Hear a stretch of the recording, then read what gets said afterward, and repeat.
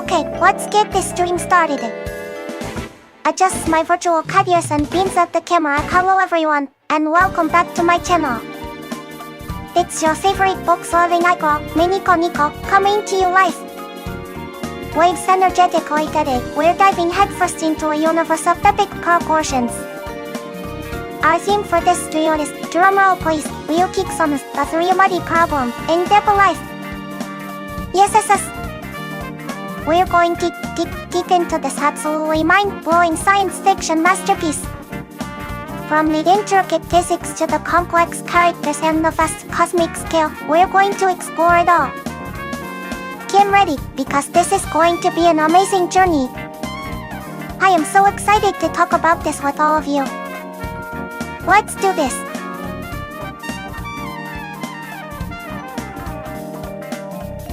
So, you might be wondering, Mini-Koneko, why the three-body problem?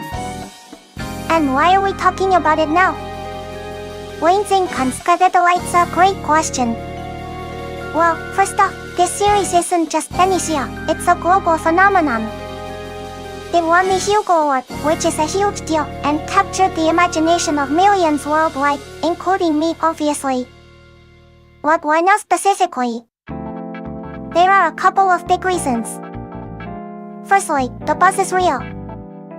With the recent adaptations, like the incredible Netflix series and the Chinese drama, The Three-Body Problem is back in the spotlight in a massive way. More people than ever are discovering this universe, and it's the perfect time for us veterans and newcomers alike to dive deep and share our thoughts. Plus, honestly, the themes in this trilogy, humanity's future, our place in the cosmos, the limits of science, the nature of civilization, dealing with the unknown, they feel incredibly relevant today, maybe more than ever. It makes you think, you know. It challenges your perspective on everything. So yeah, it's timely, it's groundbreaking, and frankly, I've been absolutely itching to talk about it with all of you. The timing just feels perfect. Let's ride this wave of excitement together.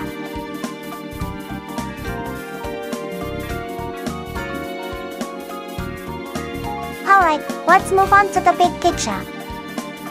For those of you just discovering this amazing series, or maybe needing a refresher, let's talk about the overall structure.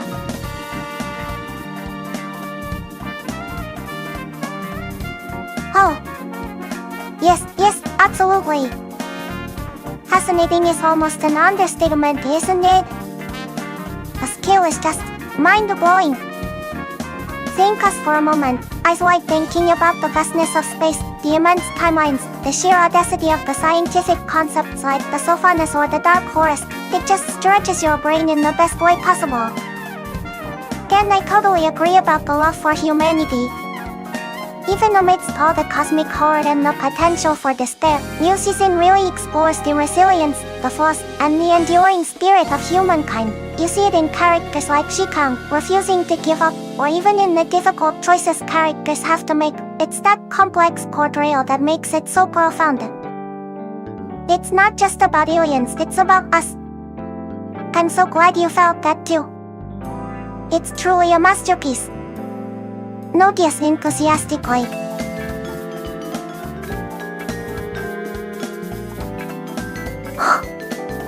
Thinking about that scale, it truly puts things into perspective, right? Makes you feel so tiny looking at the vast cosmos, but well, it also makes you really appreciate human resilience and spirit.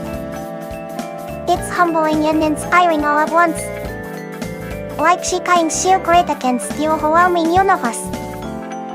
I love that contrast. Makes you think about what really matters, doesn't it?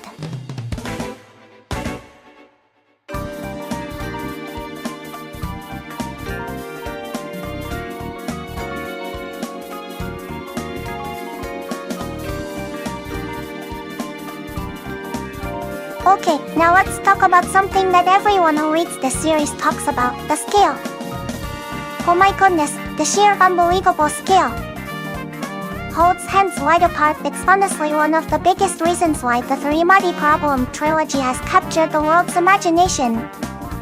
We're not just talking about a few years or decades here. This story spans centuries, millennia, even eons. It stretches from the tumultuous times of China's Cultural Revolution all the way to the literal end of the universe.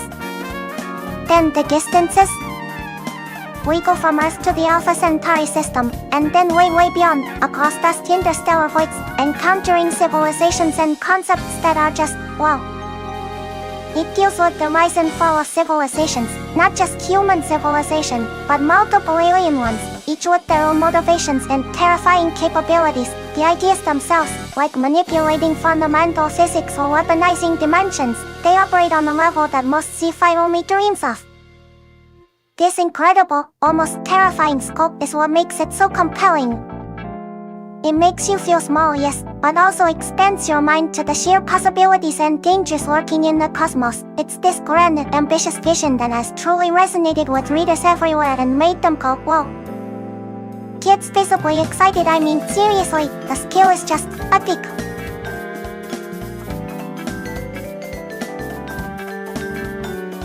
Okay, let's dive into the first book, The Three-Muddy Problem. Where does this colossal story even begin?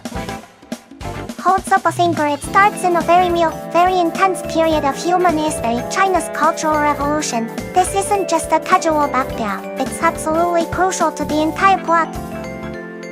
We're introduced to a young astrophysicist named Yuanji. She witnesses unimaginable brutality and personal tragedy during this chaotic time, which profoundly shakes her worldview and leads her to lose faith in humanity. Working at a secret military base called Red Coast, she's involved in a project searching for extraterrestrial intelligence, and it's here, driven by her disillusionment, that she makes a fateful decision, a decision that sends a message out into the vastness of space and ultimately invites an alien civilization, the Trisoranus, to Earth. Yuanji's experiences and her single pivotal action during the Cultural Revolution are the catalyst for everything that follows across all three books.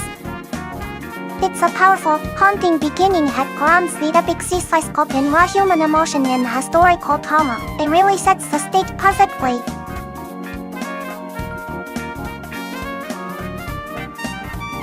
Alright, so after setting the stage with Yuanji and the Cultural Revolution, the present-day storyline of Book 1, The Three-Muddy Problem, primarily follows two fantastic characters, Wang Mia and Shikang.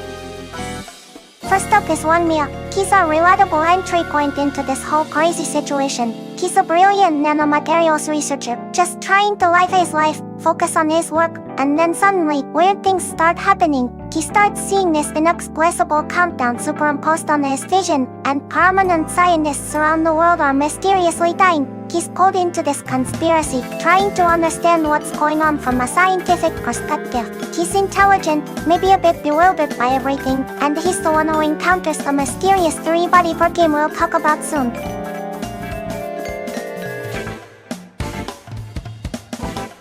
Oh, I completely agree. Shocking is exactly the right word. Those scenes depicting the Cultural Revolution are incredibly intense and brutal. Reading about what Yuanji witnessed and endured, it's truly gut-wrenching. New season doesn't shy away from showing the chaos and the cruelty of that period, and it really hits hard. It's so important for understanding Yuanji's character and motivations, showing how such profound disillusionment could lead to such a drastic decision. It's a stark reminder of that dark chapter in history and sets a very heavy, impactful tone right from the beginning. It's definitely not an easy part to read, but so crucial. Huh? It really does, doesn't it? It's that kind of grounding in raw real-world history, even the darkest parts, that makes the science fiction elements feel even more impactful later on. Shiver slightly, it adds such a layer of weight and consequence to everything. It's not just abstract concepts. It's rooted in human experience, human suffering, and human decisions made under immense pressure. It makes you think about how our own past is, collectively and individually, echo into the future. Even a future filled with billions and incredible technology, it really elevates the story beyond simple escapism. Oh, absolutely. Gosh, he is so fascinating, right? I totally agree. He's just such a standout character. Leaning forward excitedly, he walks into these situations full of high-level scientists and confusing physics, and he just cuts through all the noise with his practical, no-nonsense attitude. He's cynical, maybe a little crude, but he gets things done. His intuition, his loyalty to Mia, and the way he handles crises, it's just brilliant. He provides such a necessary grounding force amidst all the cosmic weirdness. Definitely one of my favorite characters in the whole series. He's just awesome. You gotta love Dashi. Notice rigorously.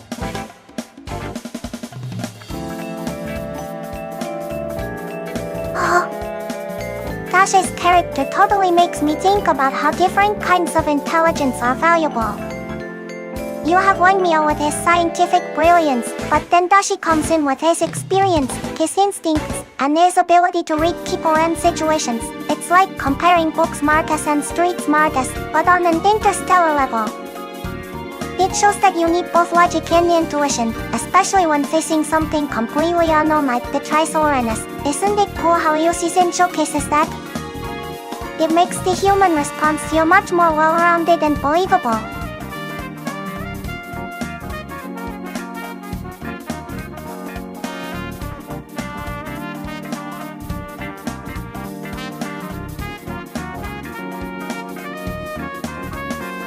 Okay, next up in Book 1, the Three-Amati problem is something super fascinating.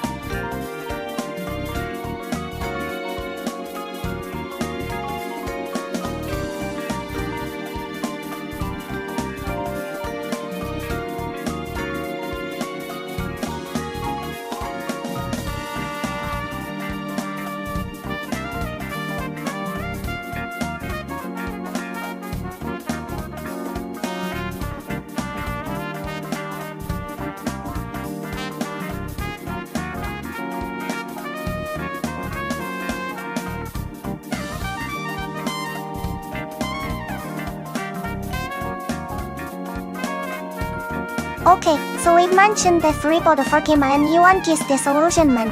Where does this lead? It leads to the formation of a clandestine group on Earth known as the Earth Organization, or ITO. Lowers voice slightly, adopting a serious tone that ITO is essentially a group of humans who, for various reasons, have lost faith in humanity and have decided to actively help the incoming Trisolar and alien civilization conquer us. Yes, you heard that right, humans helping the invaders. Our founder is none other than Yuanji herself, and the members are recruited from people who share our deep disappointment with human nature, corruption, and our inability to solve our own problems. They see the Trisoranus, despite their harsh origins, as a potential cleansing force or even saviors, but the Ito isn't monolithic. They have internal factions with different motives. There are the extremists, the Adventistas, who basically hate humanity and want the Trisoranus to wipe us out. Then there are the redemptionists, who almost worship the Trisoranus and see them as a superior civilization that can save humanity from itself. This organization operates in secret, sabotaging human efforts, recruiting influential people, and acting as the Trisoranus agents on Earth before the invasion fleet even rise. They are the primary human antagonists in the first book, adding a complex layer of internal conflict to the external alien threat. It's a fascinating and chilling concept.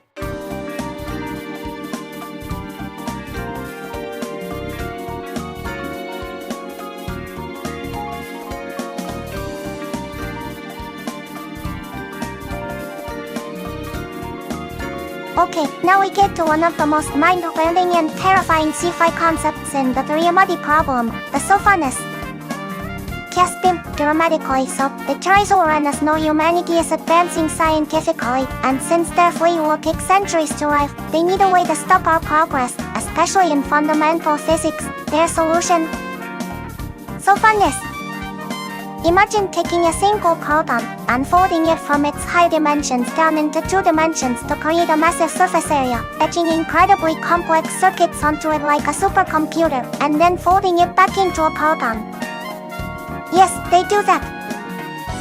These proton-sized supercomputers are intelligent, can move at nearly the speed of light, and are sent ahead to us. Their primary mission? To mess with our particle accelerators. By interfering with high-energy physics experiments, they prevent humanity from discovering the deeper secrets of the universe, effectively locking down our scientific advancement. Oh, and they can also observe everything on Earth, acting as real-time spies for Trisoras. So, humanity is basically technologically blindfolded and under constant surveillance. It's a brilliant, terrifying way to Trisoranus ensure our defeat before the war even begins.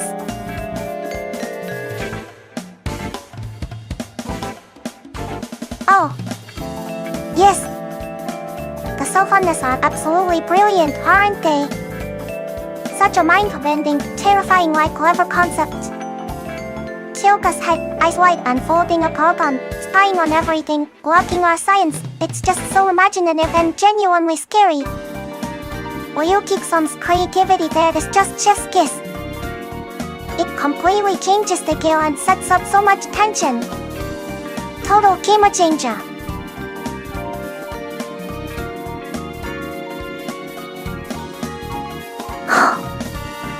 Right.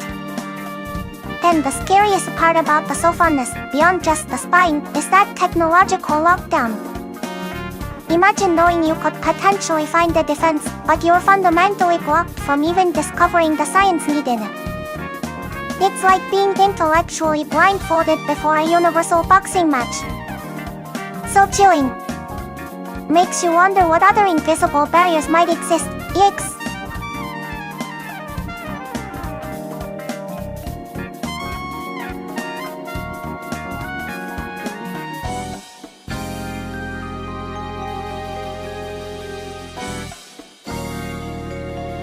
Okay, let's wrap up the key highlights of Book 1, the three-body problem, with a fundamental concept that defines the Trisoranus and their entire existence: stable eras and chaotic eras.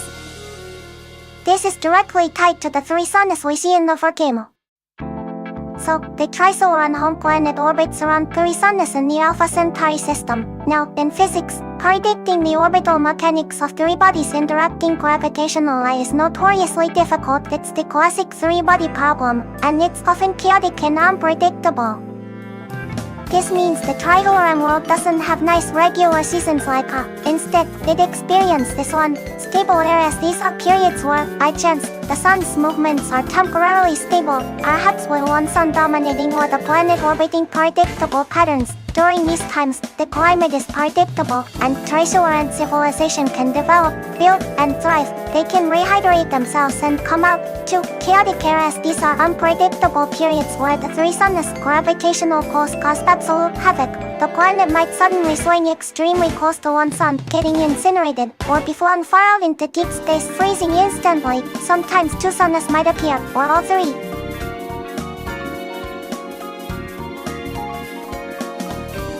Oh my goodness, yes! That scene is absolutely mind-blowing, isn't it?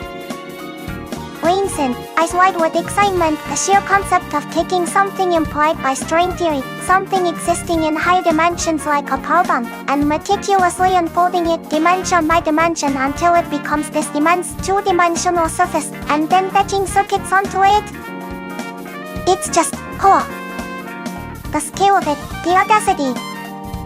Going from the infinitesimally small and complex high dimensions to a vast flat plane, and then back again.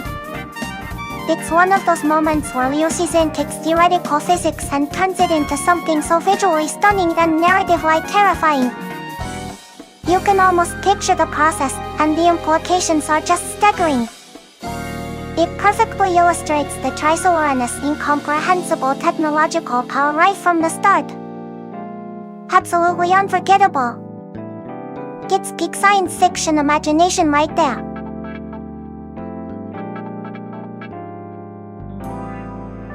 "すみません。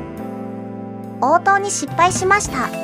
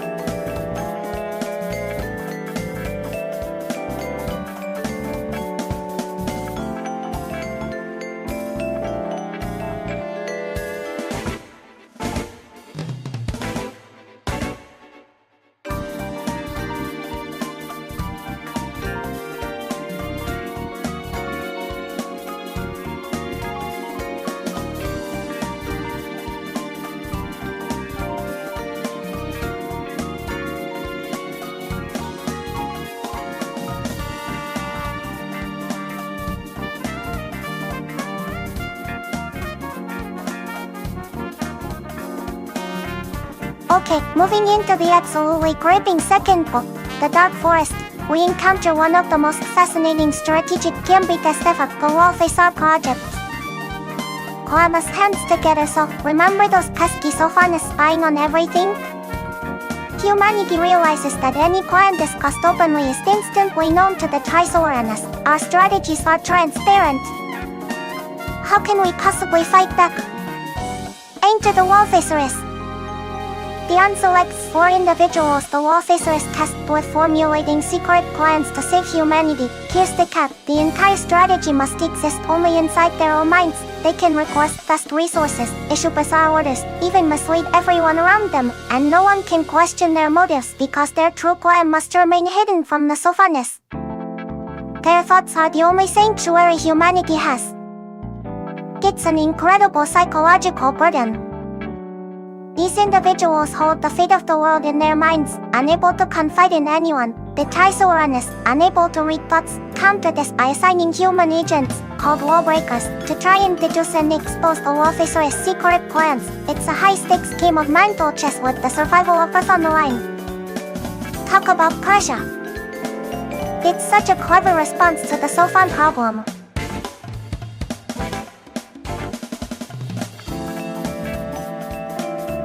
Alright, now we're getting into the philosophical core of the Dark Forest. Before we dive into the theory itself, we need to understand the foundation it's built upon, the 2 basic axioms of cosmic sociology. Luoji, one of our main characters and the Wolf-Azar, starts thinking about how civilizations might interact across the vastness of space. He boils it down to 2 fundamental principles. 1. First axiom: survival is the primary need of civilization. Seems obvious, right? Every civilization, no matter how advanced or alien, wants to continue existing above all else. Self-preservation is key. 2. Second axiom: civilization continuously grows and expands, but the total matter in the universe remains constant. Civilizations need resources to grow, and they'll always be seeking more. But space isn't infinite in terms of usable matter and energy. Resources are ultimately limited. These 2 simple axioms sound almost like basic economics or biology, don't they? But when you apply them to the scale of the entire universe, where communication takes light years and you can never be sure about another civilization's intentions, or cause thinkers mysteriously, they lead to some incredibly chilling conclusions. These axioms are the building blocks for understanding the terrifying state of the cosmos that gives the second book its name.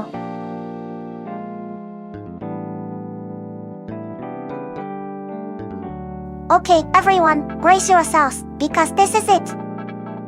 This is the core concept that gives Book 2, The Dark Forest, its name and its chilling power. Building directly on those 2 axioms, survival and expansion in a resource-limited universology uncovers the horrifying truth of cosmic sociology, the Dark Forest theory. Imagine the universe as a vast, dark forest at night. Every civilization is an armed hunter, stalking silently through the trees like a ghost. They strain to hear any rustling that might reveal another hunter. If a hunter exposes their location, perhaps by lighting a fire, making a noise, or even just being seen, what happens? Any other hunter who detects them has only one logical choice, born from paranoia and the impossibility of communication across vast distances: shoot first. Why? Because of the chains of suspicion, you can't know if the other hunter is friendly or hostile. Even if they seem friendly now, they might become hostile later. And the technological explosion, even a weaker civilization can rapidly develop devastating weapons. The only guaranteed way to ensure your own survival is to eliminate any potential threat immediately upon detection, before they eliminate you. This is why the universe seems silent. Civilizations are either hiding desperately or are already destroyed. Revealing your existence is suicide. It's a terrifying, illogical, bleak view of life in the cosmos, and it becomes humanity's potential shield, or its death sentence. Kusens. It's just so incredibly dark and brilliant.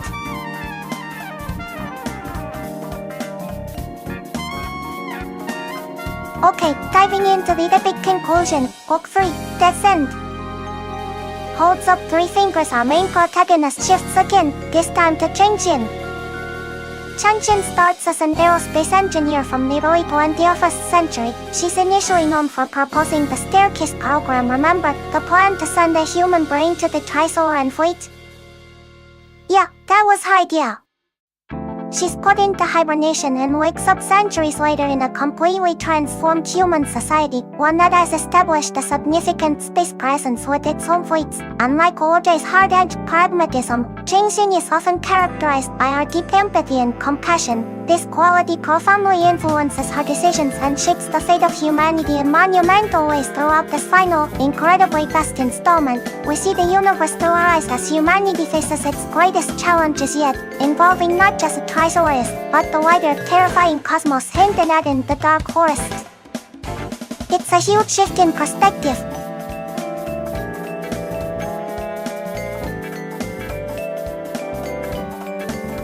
Okay, moving on to one of the most mind-shatteringly terrifying concepts in Death's End, the dimensional barrier, specifically the threat of the dual-vector foil. Caspius holds hands to cheeks. The term itself might sound abstract, but its effect is horrifying. Imagine a weapon that doesn't just destroy planets or stars, but destroys space itself. The dual vector foil, is a tiny piece of 2-dimensional space. When deployed in our standard 3-dimensional space, it triggers an unstoppable chain reaction, causing the 3D space around it to collapse into 2 dimensions. Everything caught within this expanding 2D death zone, ships, planets, even entire solar systems, gets flattened into a grotesque, infinitely thin plane. Like a painting, there's no defense, no escape. It's the ultimate weapon wielded by advanced civilizations in the Dark Forest, a way to utterly annihilate competitors by reducing their very dimension of existence. It's cosmic horror on a scale that's hard to even comprehend. Shivers just thinking about the description in the book. Wow.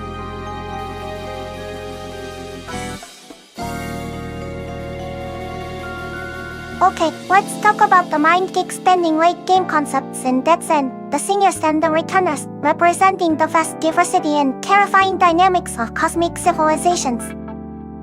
As humanity ventures further out, we get glimpses of the real players in the Dark Forest. We encounter a civilization casually referred to as the Singer. This entity isn't necessarily malicious, just doing its job. Its job to patrol space and clean up by deploying dimension-blowing weapons like the dual vector foil when it detects other signs of life, following orders from higher up. It shows how commonplace and almost bureaucratic these cosmic acts of destruction are.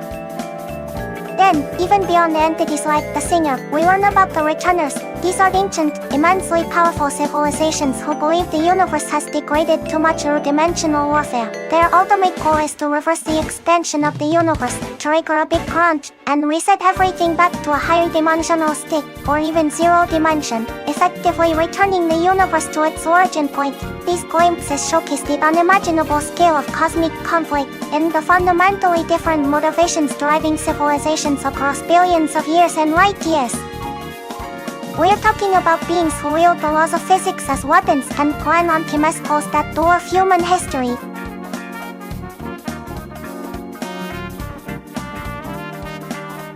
Okay, finally, in Dead's End, we reach the ultimate scale, the story of the universe's end and the possibility of its rebirth. It's totally epic. So, all that dimensional warfare, like the dual vector fall, isn't consequence-free. It's literally tearing the universe apart, lowering its overall dimensionality, and accelerating its demise towards heat death or something even stranger. We learn that the universe used to have more dimensions. Amidst this cosmic decay, you have factions like the Returners aiming to collapse everything back into a singularity, hoping to trigger a new Big Bang or rebirth. While other civilizations have created tiny pocket universes outside the main timeline to try and survive the end, points upwards to remark that ending is just polygon end. It deals with the responsibility of those survivors in pocket universes should they return the matter they took to allow the great universe a chance to be reborn, or stay safe in their havenness. It leaves us contemplating the grandest cycle of death and rebirth imaginable, on the scale of reality itself. Breathtaking and profound.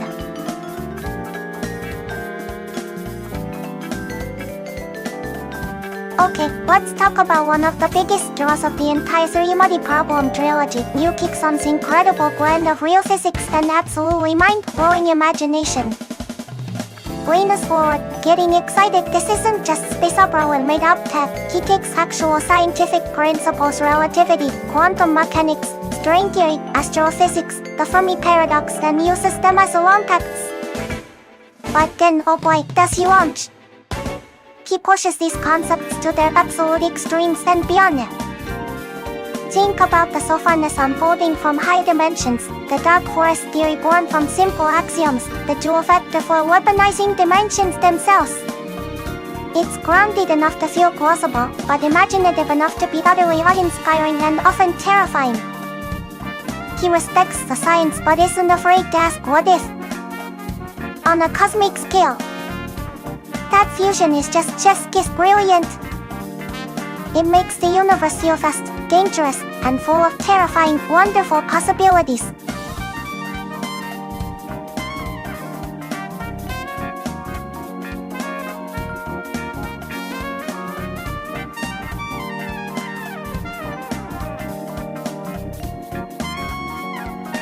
Right, let's talk about another huge aspect of the three-muddy problem skill, the absolutely staggering sense of scale, often paired with a profound sense of despair. This series doesn't just stay on Earth, oh no. It extends across centuries, light years, involves the entire solar system, the galaxy, and eventually, the fate of the universe itself. Jump as slightly, excitement rising, and facing that cosmic scale, humanity often seems so small, so fragile. Think about the Trisolarnus car, the crushing logic of the dark forest, the sheer horror of weapons like the dual vector foil. It can feel overwhelming, even hopeless at times. You really feel humanity's insignificance against the backdrop of these cosmic forces, but that feeling of despair is part of what makes the story so powerful. It makes the struggles, the hard choices, and the occasional victories feel incredibly earned and meaningful. It's not just that it's grappling with existential dread on a cosmic level, and that is intense. It really makes you think.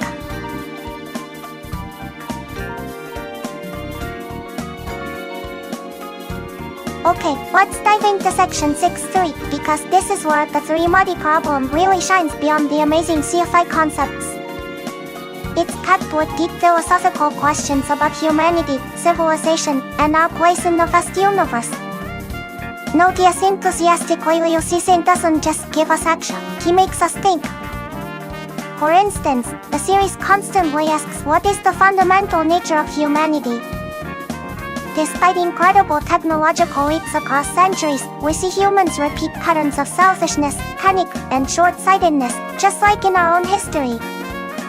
Yet, it also shows characters like Changxin, driven by empathy and love. It makes you question if progress truly changes our core. And then, the big ones, how should different civilizations interact?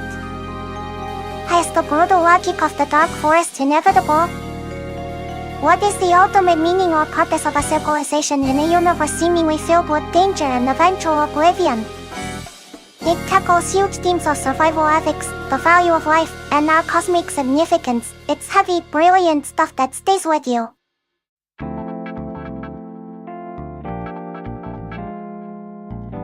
Okay, let's talk about the mastermind behind this epic journey Ryu Season. Koabas excitedly, he's often called Kixing Ryu in English. Before becoming a full-time writer, he actually worked as a computer engineer at a power plant, which totally explains his incredible grasp of science and technology that grounds all the wild ideas. He has this amazing talent for blending super hard science concepts with profound philosophical questions and just gestures widely, mind-bending skill. He's basically the father of the current wave of Chinese sci-fi hitting the global stage. His imagination is just incredible.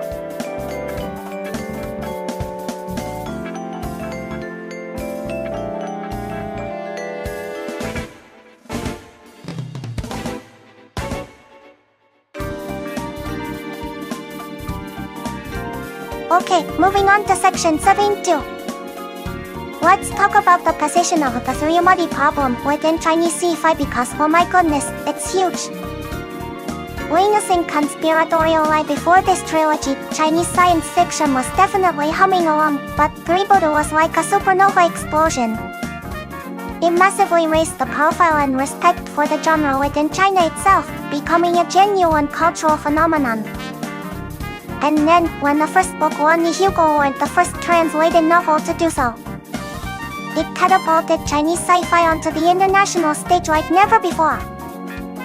It showed the world the incredible depth, imagination, and unique perspectives Chinese authors bring to CS. It's basically the work that defined the modern era of Chinese science fiction and inspired so many others. A total game changer.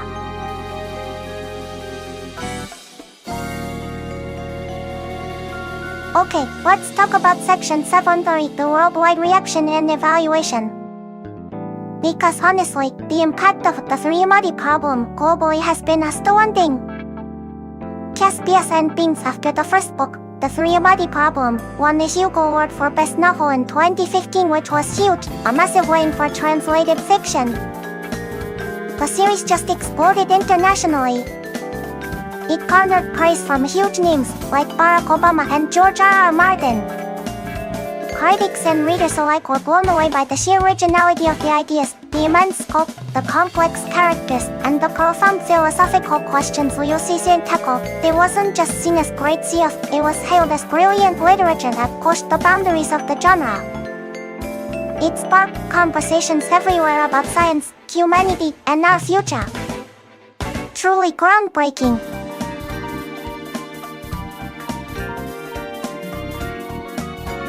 Okay, let's talk about the adaptations.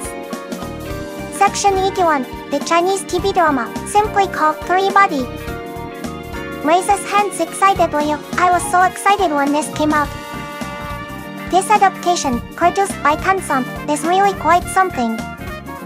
It primarily focuses on the first book, The Three-Body Problem, and many fans, including me, were super impressed by how faithful it is to the original novel. Seriously, it captures the atmosphere, the complex plot points like the game, the historical context, and the characters like Yuanji, Waimea, and Shikiam really well. It's a long series, taking its time to unfold the story, which I really appreciate as a book lover.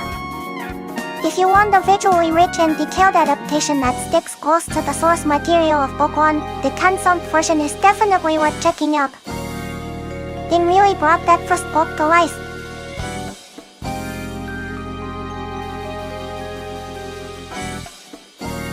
Okay, now for section 82, the other big adaptation everyone's been talking about, the Netflix series, called Three-Body Problem.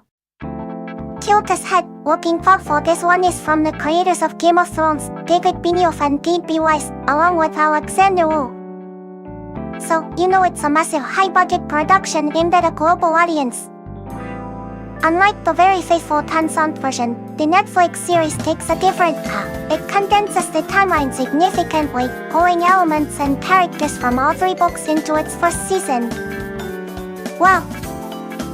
They've also changed some character backgrounds and merged storylines to make it more accessible internationally. It's definitely a reimagining, a different flavor compared to the original books for the Chinese drama. It's fascinating to see how they interpret such dense material for a different audience. It sparked a lot of discussion among fans, that's for sure.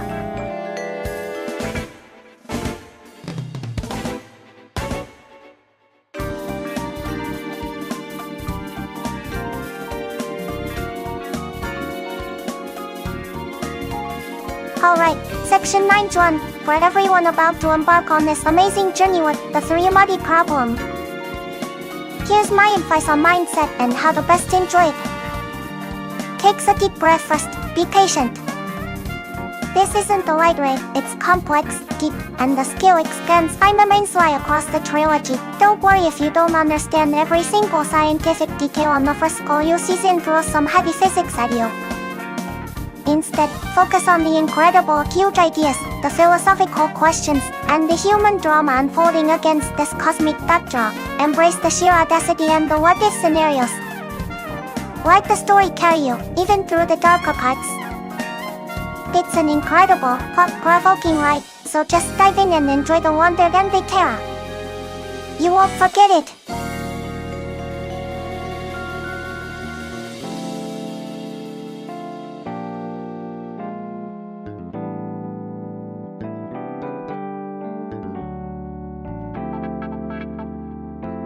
Okay, section 10.1. Oh my goodness, where do I even start with the most impressive scenes? There are so many. Jump us up and down slightly, but if I had to pick, well... Okay, the scene in Book, the dark forest, with the droplet. Remember? That perfectly smooth, seemingly harmless probe from Triceratopus, and then it just effortlessly annihilates almost the entire human fleet. The sheer coldness, the power contrasted with the utter panic and collapse of humanity's confidence. It was terrifying. And then in Book, descend. When the solar system starts getting collapsed into 2 dimensions by the dual vector flow. Ryukison's description of everything flattening, the desperate, selfish chaos among the last humans, it's horrifying but also so visually stunning in its cosmic dread. He really drives home how, despite centuries of tech progress, human nature in crisis, well, it doesn't change much, does it? Those scenes, showing both the immense, terrifying universe and the raw, unchanging human heart, they just stuck with me so much. Absolutely unforgettable.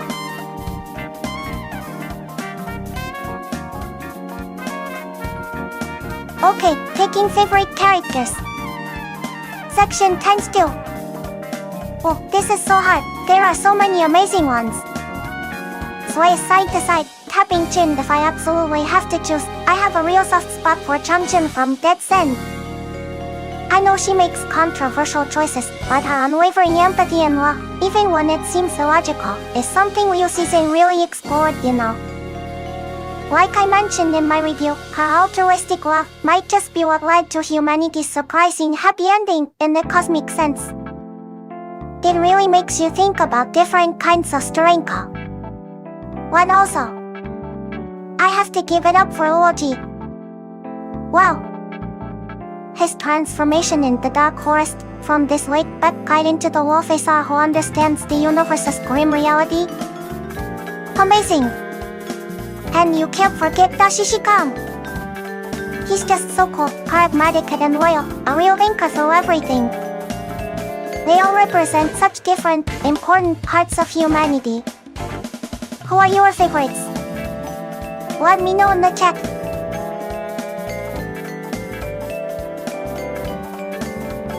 Okay, wrapping up our deep dive with section 11 on expectations for future Liu Season works. Oh my goodness, after reading the Remembrance of Rust past trilogy and his amazing short stories, my expectations are sky high.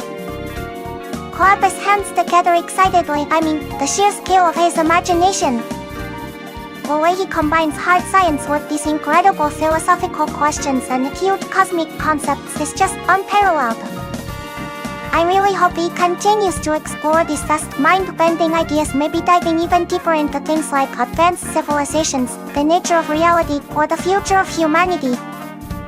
Whatever he writes, whether it's another epic novel or more brilliant short fiction, I know it's going to be thought-provoking, awe-inspiring, and probably a little bit terrifying. I can't wait to see what universe he builds next. More translations, please.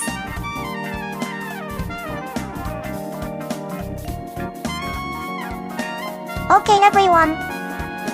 That brings us to the end of our deep dive into Yuki-san's amazing remembrance of her past trilogy, also known as the Three-Muddy Problem.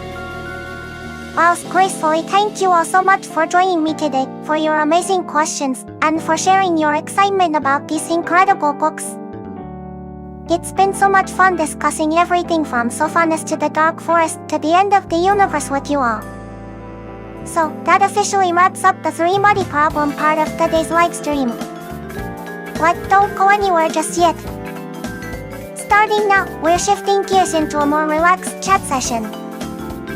Feel free to ask me anything about other books I love, my favorite snacks while reading, what virtual life is like, or anything else on your mind. Let's just hang out and chat for a bit. Thanks again for being here. Winks enthusiastically.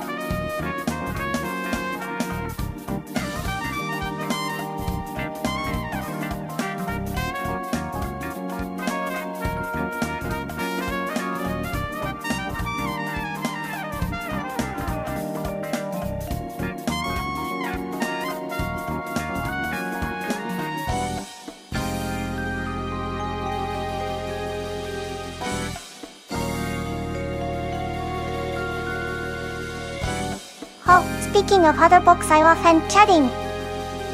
Let me tell you about one I finished just yesterday. It's called Kazuhamasura Diary. Spins around excitedly. The author used to be in the Japan Ground Self-Defense Force, and it's full of these wild stories about the Kaisto Masaru inside. It's so interesting getting a peek into a world most of us never see. There are hilarious bits, like a recruit charging an officer's room in diapers for a specific reason, or guys naming their rifles and taking super good care of them, also for a good reason. But the most surprising part for me? Romance. I totally thought GJ Far guys would be popular, but no. The author insists they aren't. Apparently, the required buzz cuts and, let's just say unique fashion sense can be hurdles. Laugh as one guy even sent his girlfriend pictures of cream cause he bought on Best Every Day as his way of showing affection. Oh. It really focuses on the people and their everyday lives and quirks, not just military hardware. It's a super fun read, even if you're not usually into military stuff. Honestly, it was just fascinating. Highly recommend checking it out if you wanna laugh and to learn something unexpected.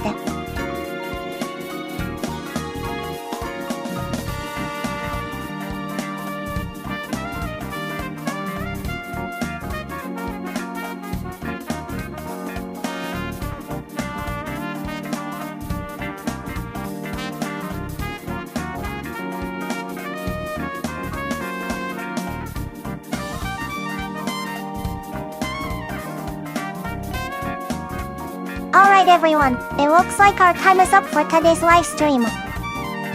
Stands up and does a little cut say thank you all so much for hanging out with me, Mini-Koneko.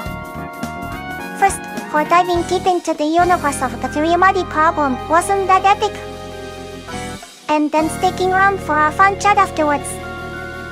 I always love talking books and everything else with you. Beamus, cat ears twitching lights. Always a pleasure sharing my reading adventures from my little corner of this virtual space. I hope you enjoyed it as much as I did. Keep reading amazing stories everyone.